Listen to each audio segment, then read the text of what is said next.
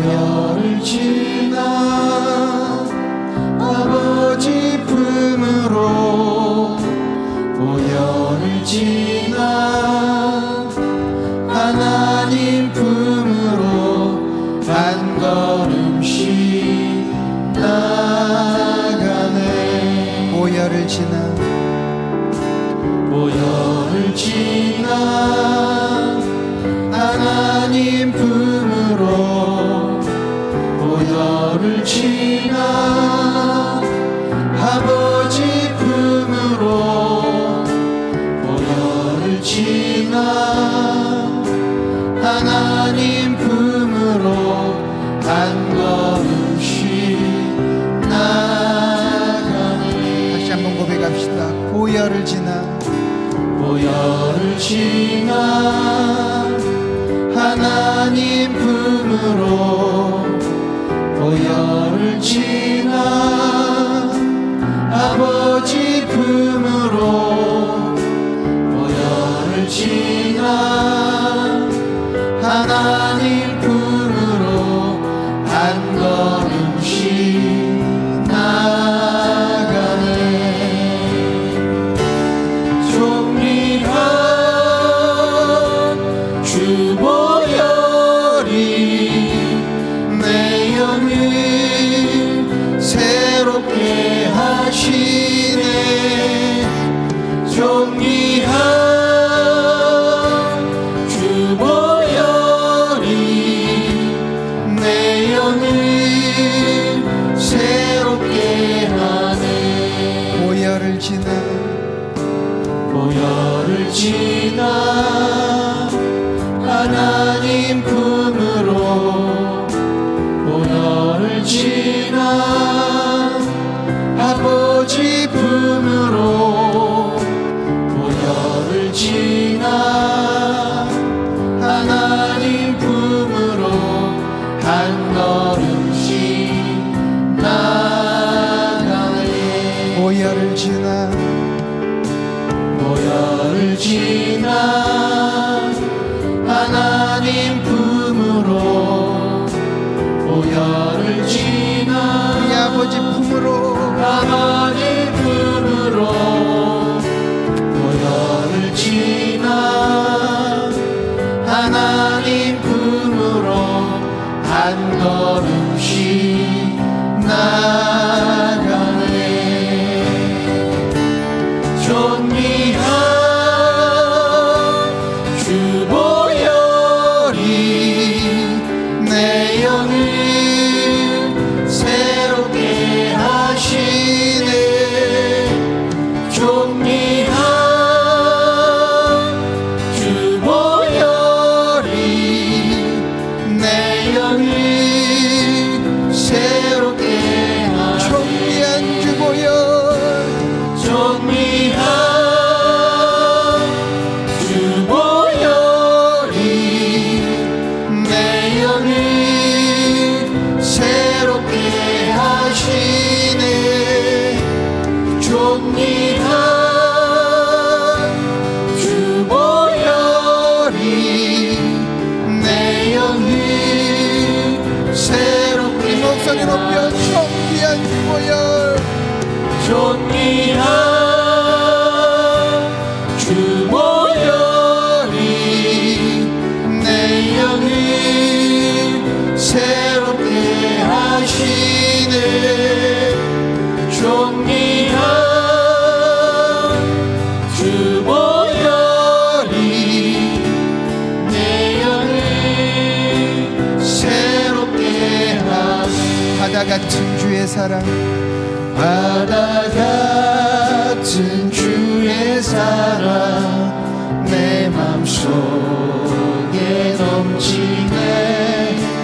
생명의 주 우리를 위해 보혈 바다 같은 주의 사랑 바다 같은 주의 사랑 내 맘속에 넘치네. 생명의 주 우리를 위해 보혈 흘려주셨네.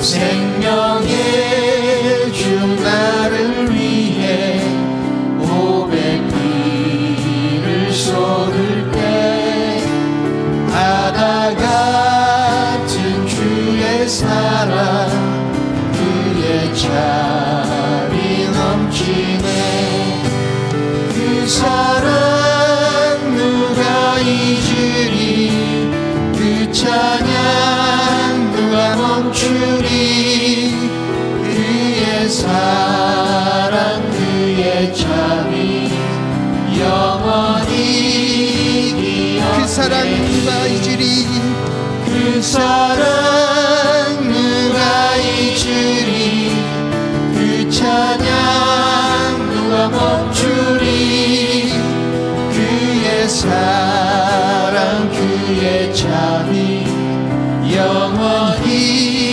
기억되리 갈보리 그 언덕에서 갈보리 그 언덕에서 깊은 샘이 터지고 하늘 문이 다 열리면 그의 자리 넘치네 물결치는 주의 사랑 한없이 쏟아지고 하늘나라 평화 정의 죄악 세상 적시네 물결치는 주의 사랑 한없이 쏟아지고 하늘나라 평화 정의 죄악 세상 적시네 나 같은 죄인 살리시 주의 놀라와 잃었던 생명 찾았고 광명을 얻었네 큰 죄악에서 큰 죄악에서 건지시 주의 고마워 나 처음 믿은 그 시간 귀하고 귀한 다시 한번 고백할까요? 나 같은 죄인 살리시 나 같은 죄인 살리시 주의 놀라와 잃었던 생명 찾았고 광명을 얻었네 큰 죄악에서 건지시 주의 고마워 나 처음 믿은 그 시간 나 처음 믿은 그 시간 귀하고 귀한 주 찬양 주 찬양 주 찬양 내 마음 다해 주 찬양 주 찬양 내 생명 다해 이제껏 내가 산 것도 이제껏 내가 산 것 모든 것이 주님의 은혜입니다 주님의 은혜라 또 나를 장차 본향해 인도해 주시니 거기서 우리 영원히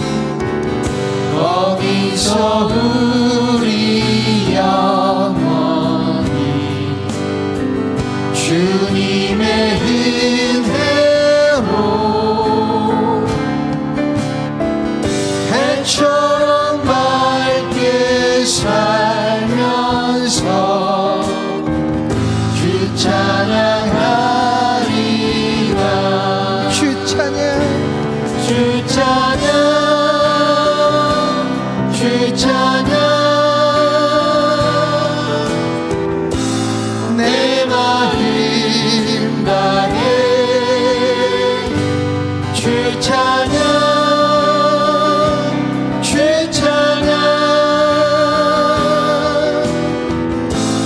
내 생명 다해 주 찬양, 주 찬양, 주 찬양, 주 찬양. 내 마음 다해 주 찬양, 주 찬양. 내 생명 주님 우리 마음을 받아 주옵소서. 주 찬양, 주 찬양, 주 찬양. 내 마음 다해 주 찬양, 주 찬양. 내 생명 다해. 아멘.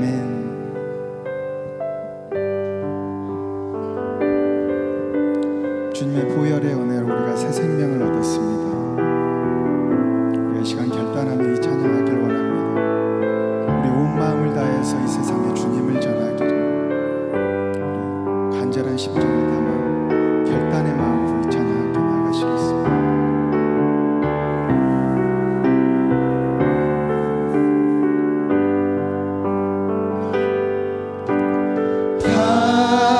하나님의 사랑, 주님의 눈물, 온 세상이 마여 잃어버린 영혼 찾아 오신 주님, 지금도 우리를 사랑해.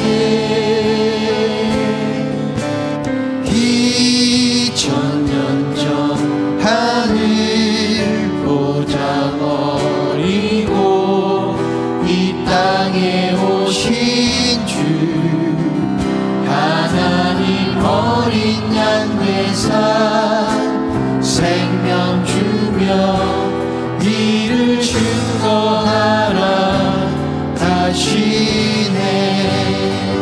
나는 믿네 거저받은 귀한 사랑, 그 누가 대신하리요. 나의 생명 다할 때까지 그 사랑을 전하리라. 하나님의 사랑, 하나님의 사랑, 주님의 눈물, 온 세상이 하여 잃어버린 영혼 찾아 오신 주님, 지금도 우리를 사랑해. 2000년 전 하늘 보좌 버리고 이 땅에 오신 주, 하나님 어린 양 되사 생명 주며 이를 증거하라 하시네. 나는 믿네 거저받은 귀한 사랑, 그 누가 대신하리요. 나의 생명 다할 때까지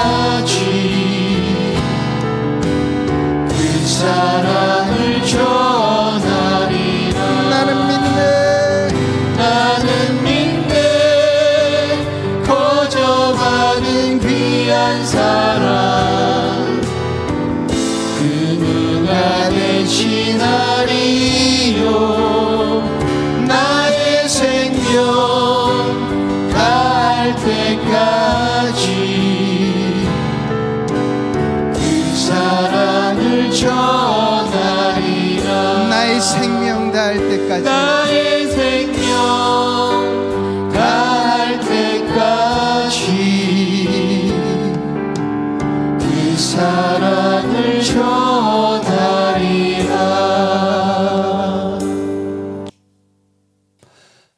하나님 말씀 함께 보겠습니다. 이 시간 우리에게 주신 하나님의 말씀은 히브리서 11장 1절부터 3절 말씀입니다. 히브리서 11장 1절부터 3절 말씀입니다. 제가 봉독하겠습니다. 믿음은 바라는 것들의 실상이요 보이지 않는 것들의 증거니 선진들이 이로써 증거를 얻었느니라. 믿음으로 모든 세계가 하나님의 말씀으로 지어진 줄을 우리가 아나니 보이는 것은 나타난 것으로 말미암아 된 것이 아니니라. 아멘. 먼저 저하고 인사 나누겠습니다. 여러분 사랑합니다.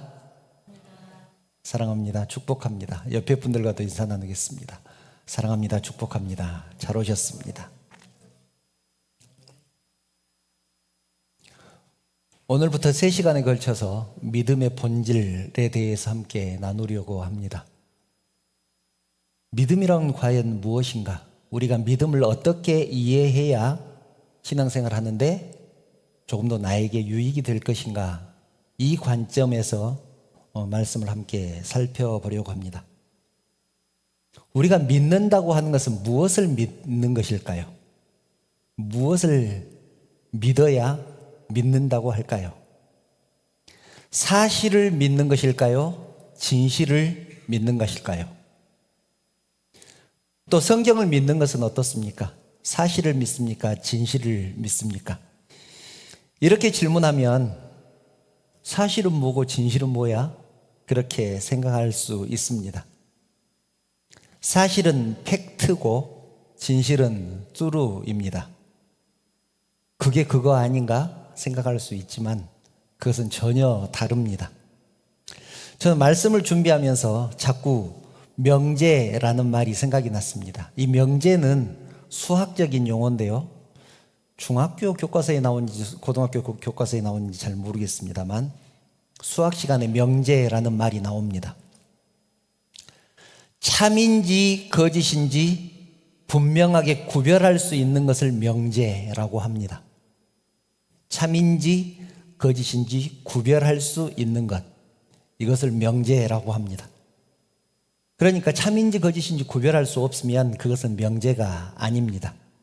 예를 들어서 1 더하기 2는 3이다. 이것은 명제입니다. 명제 중에서도 이것을 참명제라고 합니다. 맞기 때문에 그렇죠. 참명제. 그런데 2 더하기 2는 3이다. 이것은 무엇일까요? 이것은 명제일까요? 아닐까요? 이것도 명제입니다. 왜냐하면 틀렸다는 것이 분명하기 때문에 그렇습니다. 이것은 거짓 명제라고 합니다. 그런데 명제가 아닌 경우가 있죠.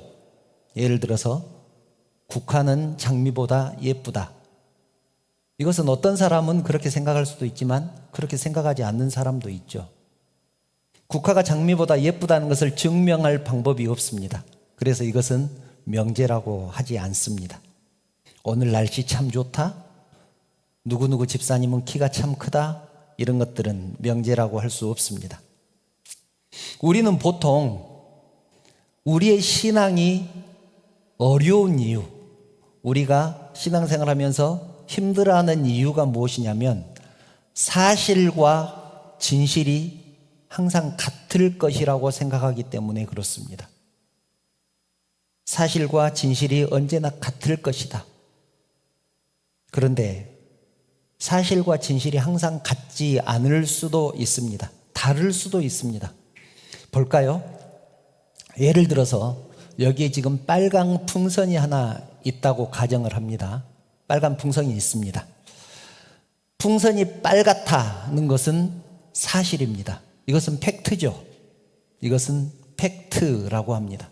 이것은 누가 뭐라고 해도 거부할 수 없는 팩트입니다. 그런데 제가 이 풍선을 보고 파랗다고 합니다.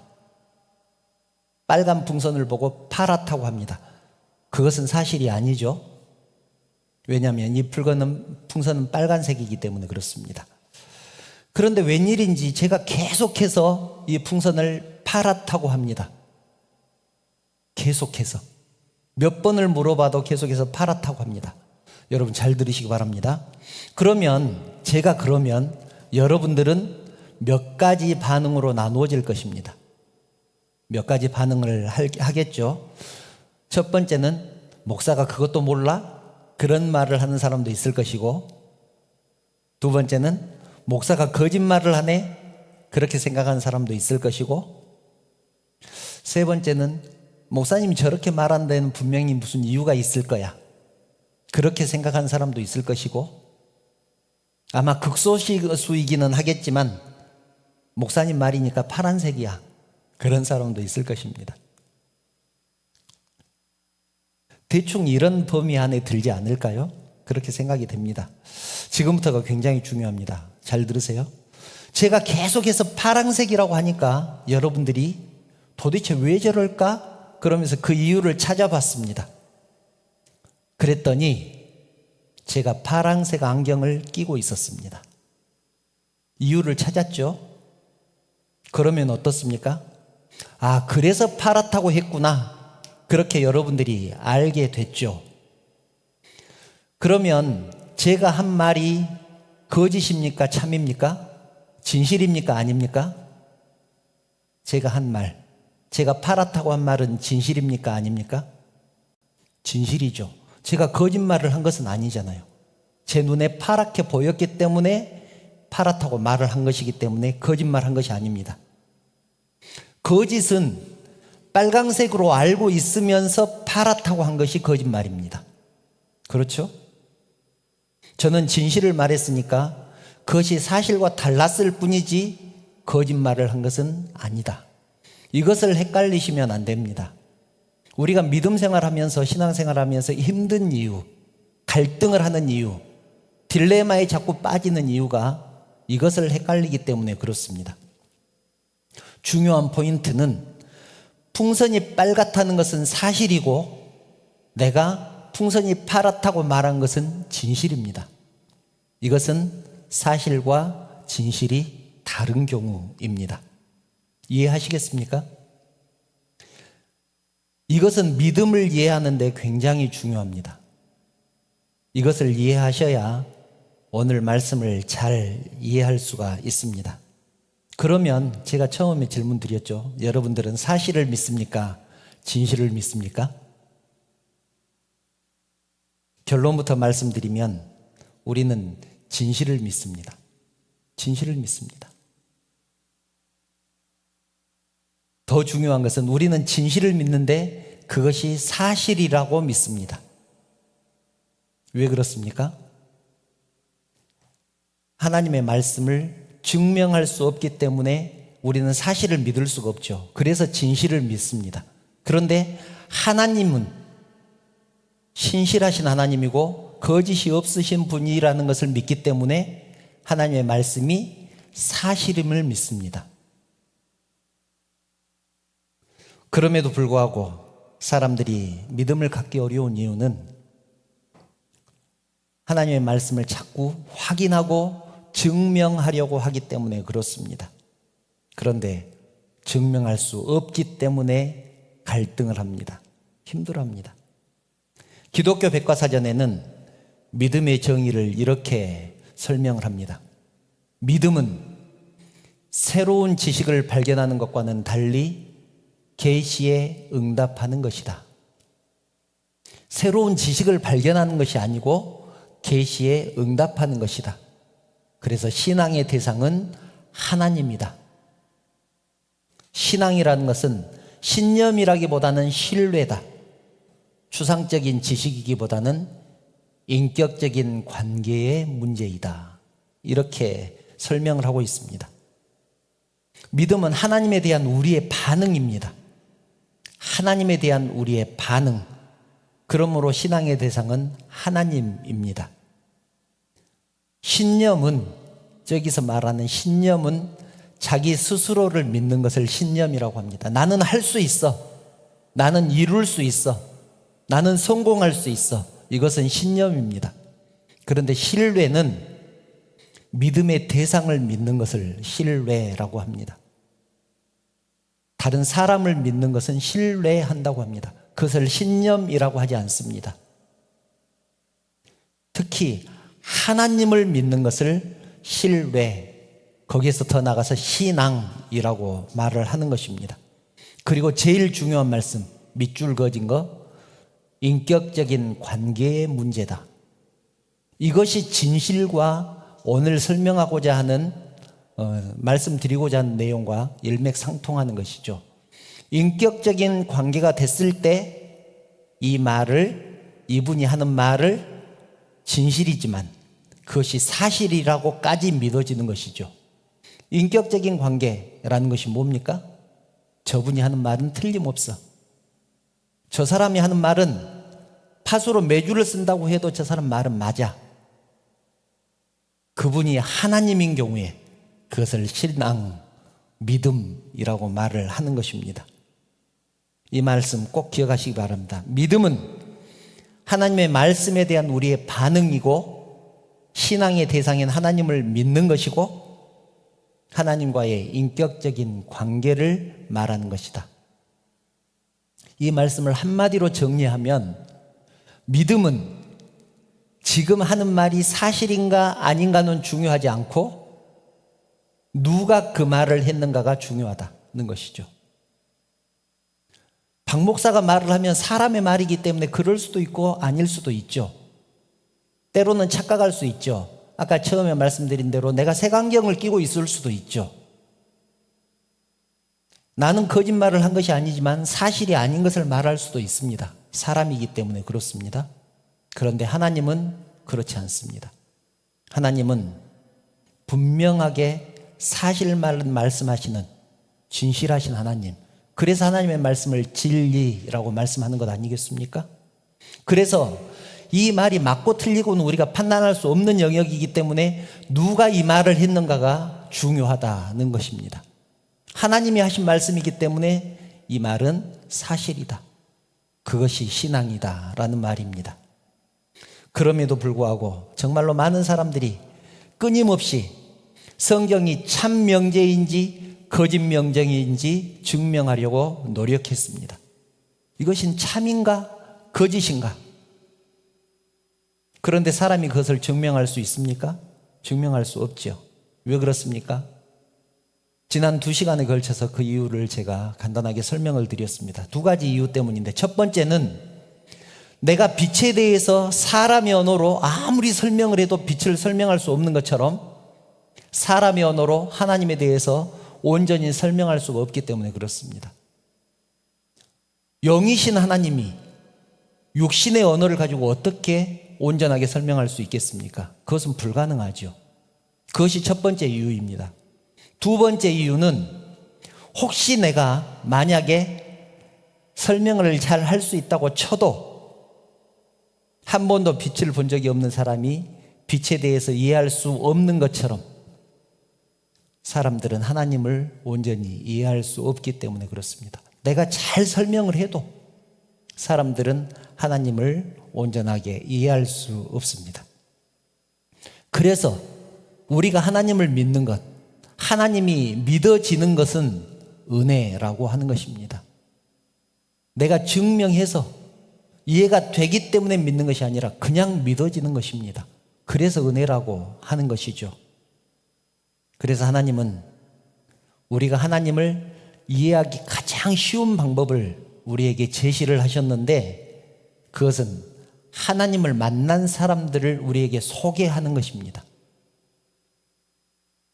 창세 이후에 하나님을 만난 사람들, 하나님을 만났던 사람들을 우리에게 소개를 합니다. 아담은 이랬었고, 아브라함은 이랬었고, 모세는 이랬었고, 다윗은 이랬었다. 히브리서 11장을 보면 이것은 믿음장이라고 부르죠. 히브리서 11장을 보면 수없이 많은 믿음의 인물들이 나오는데 그들이 만났던 하나님, 그들이 하나님을 만났을 때 어떻게 반응했는지를 기록하고 있습니다. 성경의 인물들은 하나님이 부르셨을 때 어떻게 반응했고 하나님이 맡겨주신 일을 어떻게 감당했었고 저들이 이 세상의 현실과 고난을 어떻게 극복했었고 그들이 우리에게 지금 무엇을 말씀하고 있는지 한번 보아라. 성경은 믿음이라는 것을 객관적으로 설명하는 것이 아니라 하나님을 먼저 경험한 사람들, 그 주관적인 경험을 우리들에게 설명을 하면서 내가 만난 하나님은 이렇다. 수없이 많은 사람들을 소개하면서 각각 자기가 만난 하나님에 대해서 소개를 하고 있는 것이죠. 우리는 그 사람들의 경험담을 통해서 전체적인 하나님의 모습, 하나님의 성품, 하나님의 능력 이런 것들을 그려가는 것 아니겠습니까? 그래서 히브리서 11장에 나오는 사람들은 하나님을 먼저 경험한 사람들입니다. 쉽게 말해서 풍선의 진짜 색깔을 보고 온 사람들입니다. 나는 색안경을 끼고 있지만 진짜 색깔이 무엇인지를 설명을 하고 있는 것이죠. 그들은 색안경을 끼고 있는 우리에게 자기가 만난 하나님을 설명합니다. 그 사람들이 얼마나 많은지 히브리서 11장 32절을 보면 이렇게 말씀합니다. 내가 무슨 말을 더 하겠느냐? 기드온, 바락, 삼손, 옙다, 다윗, 사무엘과 선지자들의 일을 말하려면 내게 시간이 부족하리로다. 이 사람들을 다 설명할 시간이 없다. 얼마나 많으면 그 사람들을 설명할 시간이 없겠습니까? 또 히브리서 12장 1절을 보면 이렇게 말씀합니다.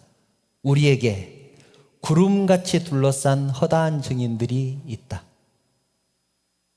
하나님을 증언해 줄 증인들이 구름처럼 많이 있다. 한번 성경을 읽어봐라는 것이죠. 그래서 우리는 믿음에 대해서 이렇게 접근해야 합니다. 무슨 말인지 도대체 모르겠지만 성경에 기록되어 있으니까 믿자. 도저히 이해가 안 되고 믿기지도 않지만 성경에 있으니까 믿어보자. 왜냐하면 성경은 하나님의 말씀이기 때문에, 하나님이 하신 말씀을 기록해 놓았기 때문에 이것이 믿음의 본질입니다. 이것이 신앙의 본질입니다. 본문 3절을 보면 이렇게 말씀하죠. 믿음으로 모든 세계가 하나님의 말씀으로 지어준 줄을 우리가 아나니 보이는 것은 나타난 것으로 말미암아 된 것이 아니니라. 이 말씀을 보면 모르는 말은 하나도 없는데 무슨 말인지 잘 모르는 것 같아요. 이해가 되지 않는 말입니다. 믿음으로 모든 세계가 하나님의 말씀으로 지어준 줄을 우리가 아나니, 여기까지는 알겠는데 보이는 것은 나타난 것으로 말미암아 된 것이 아니니라. 예전에 말씀드렸었는데요, 우리가 믿음이 있는지 없는지 알아보는 척도가 되는 말씀이 있다고 했습니다. 그 말씀이 뭐냐면 창세기 1장 1절입니다. 태초에 하나님이 천지를 창조하시니라. 이것이 믿어지느냐 안 믿어지느냐, 이것이 믿어지는 사람은 믿음이 있는 사람이고 이것이 믿어지지 않는 사람은 믿음이 없는 사람이다. 이것이 믿어지는 사람은 창세기 1장 2절 3절 4절 요한계시록까지의 내용이 믿어질 것이고, 하나님이 천지를 창조하셨다는 사실을 믿지 못하는 사람이 예수님의 동정녀 탄생을 믿을 것이며 십자가에서 죽으셨다가 부활했다는 사실을 믿을 것이며 엘리야가 죽지 않고 승천했다는 사실을 어떻게 믿을 수 있겠습니까? 그런데 우리가 이 말씀을 믿지 못하는 이유가 있죠. 무엇입니까? 이 말씀을 이해하려고 하고 증명하려고 하기 때문에 그렇습니다. 이것을 증명하려고 하기 때문에 그렇습니다. 아니, 어떻게 말씀으로 세상을 만들 수가 있어? 그런데 여러분, 이것을 사람이 아닌 하나님이 설명하면 여러분 믿을 수 있겠습니까?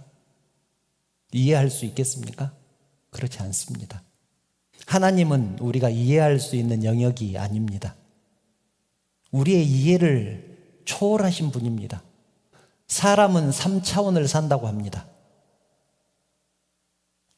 좀 더 발전하면 4차원도 산다고 하는데, 예전에 들은 말입니다. 제가 불교에 대해서 예전에 공부했다고 그랬잖아요. 보살은 50차원을 산답니다. 부처가 53차원을 산다고 자기네들이 그렇게 주장을 합니다. 50차원을 살면 어떤 세상인가 이해할 수 있겠습니까? 그런데 보살을 만들고 부처를 만드신 하나님은 몇 차원일까요? 우리가 하나님의 그 영역을 어떻게 이해할 수 있겠습니까? 하나님은 우리가 이해할 수 있는 영역이 아닙니다. 그래서 보이는 것은 나타난 것으로 말미암아 된 것이 아니다. 이 말은 무슨 말이냐면, 보이는 것이 다가 아니다는 것이죠. 보이는 것이 다가 아니다. 우리가 보지 못하는 무엇인가가 더 있다.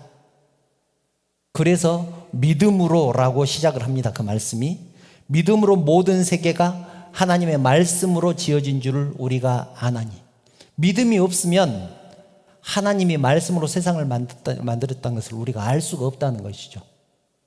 그래서 믿음으로 모든 세계가 하나님의 말씀으로 지어진 줄 우리가 아나니 보이는 것이 다가 아니다. 보이지 않는 무엇인가가 더 있다. 너희들은 그것을 알아라. 그런 말씀입니다. 그런데 우리는 자꾸 성경을 이해하려고 하고 증명하려고 하면서 그렇게 하지 못하는 자신을 보면서 믿음이 없다고 스스로 절망합니다. 여러분, 우리는 본래 하나님을 이해할 수 없는 존재들입니다. 그러므로 이해하지 못하는 것을 한탄할 것이 아니고 하나님과의 관계가 그 정도밖에 안 되는 것을 한탄하셔야 합니다. 나하고 하나님과의 관계가 이 정도밖에 안 되는가? 하나님이 말씀하셨는데 내가 왜 이것을 믿지 못할까? 하나님이 말씀하셨는데 그것이 옳은지 틀린지 확인하는 그런 관계. 하나님이 말씀하셨는데 이것이 맞는 말인가를 확인하고 있어. 그런 관계밖에 안 되는 것을 가슴 아파하셔야 된다는 말입니다. 여러분, 관점을 달리해서 하나님이 말씀으로 천지를 창조하셨다. 하나님이 말씀으로 천지를 창조하셨다는 이 말씀을 보면 관점을 달리한다고 말씀드렸잖아요. 제일 먼저 하나님이 말씀을 하신다네 이렇게 느끼셔야 합니다. 하나님이 말씀을 하시는 분이시네. 왜냐하면 하나님이 말씀을 하신다는 사실은 굉장히 우리에게 중요하기 때문에 그렇습니다. 믿음의 본질과도 계속 연관이 있는 말씀인데요. 말씀을 하신다는 것은 인격적이라는 말입니다. 우리와 관계를 형성할 수 있는 그런 분이다. 저는 하나님이 저와 말이 통한다는 것이 얼마나 감사한지 모릅니다.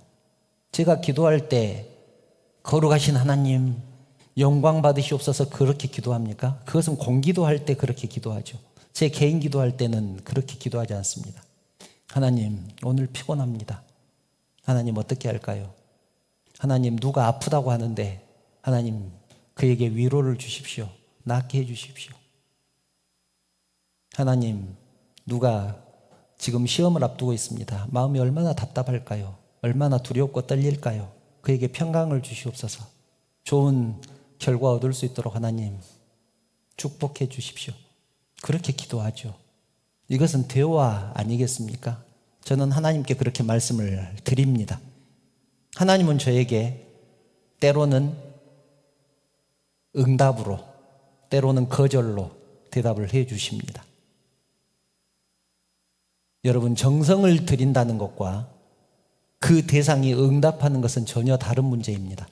커다란 고목나무 아래에 제단을 쌓고 100일 동안 기도를 하면 고목나무와 내가 인격적인 관계가 만들어져서 고목나무가 저에게 말을 합니까? 그렇지 않습니다. 정한수를 떠놓고 두 손을 싹싹 빌면서 내 소원을 들어주십시오. 아무리 소원을 빌어도 정한수가 알아듣고 나에게 말을 걸더냐는 것입니다. 우리는 갈멜산에서 바알 그리고 아세라의 선지자들 850대 1로 대결했던 엘리야의 얘기를 잘 알고 있습니다. 바알과 아세라를 섬기는 선지자들은 며칠 동안을 빌고 또 빌었습니다. 그들의 신에게, 바알에게, 아세라에게, 때론 자기 몸을 상하면서까지, 자해하면서까지 빌고 또 빌었습니다. 그런데 바알과 아세라는 응답하지 않았습니다. 그들의 정성이 부족해서 그랬을까요? 그렇지 않았습니다. 목숨을 걸고 하는 대결인데, 여기서 지면 다 죽는데 정성이 부족할 리가 있겠습니까? 바알과 아세라는 애초부터 응답할 수 없는 존재였습니다. 그들의 선지자에게 대답할 수 없는 존재들이었습니다. 인격적인 관계를 만들래야 만들 수 없는 존재들이었습니다. 그런데 하나님은 어떻습니까? 엘리야 차례가 돼서 하나님께 엘리야가 기도하자 하나님이 말씀하시죠. 뭐라고 말씀합니까?